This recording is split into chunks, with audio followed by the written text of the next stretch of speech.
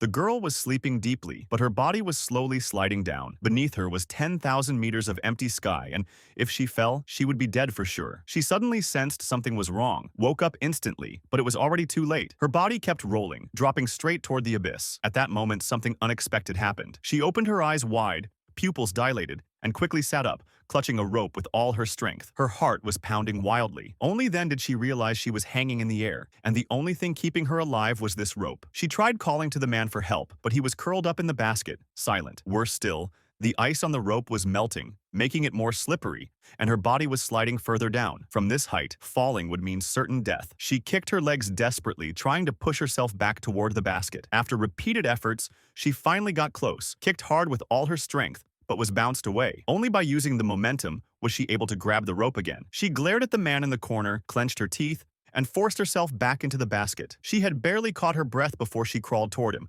calling his name again and again, but it was already too late. She leaned in close, unable to believe it. His heartbeat was gone. Just as despair was about to overwhelm her, the man suddenly opened his eyes. He saw her hands covered in wounds, and the hot air balloon working again. He instantly realized it was because he had climbed to the top and closed the valve that they had survived. The two of them, having escaped death, were overjoyed and even started talking about the future. But soon they noticed something strange. The snowflakes that had been falling suddenly froze in midair, and then, as if under a spell, started floating upward. The girl immediately understood. It wasn't the snow. The balloon was dropping too fast, catching up to the falling snow. At this speed, they would be crushed to pieces when they hit the ground. She shouted for the man to throw things out: sandbags, ropes, even the essential supplies. Everything went overboard. In the end, they even tossed their heavy coats, but the balloon only fell faster. The basket was nearly empty. With death closing in, the man told the girl to climb onto the iron ring. He grabbed a knife and followed, determined to cut off the heavy basket. As his hands worked faster, one rope after another snapped until only two remained. The ground was rushing up at them, and in his panic, he lost his grip. Both nearly fell. The girl never expected that this man, who always seemed like a timid bookworm, would be so steady in a crisis. Finally, with the last rope cut, the balloon slowed, but the girl knew it wasn't enough. From this height,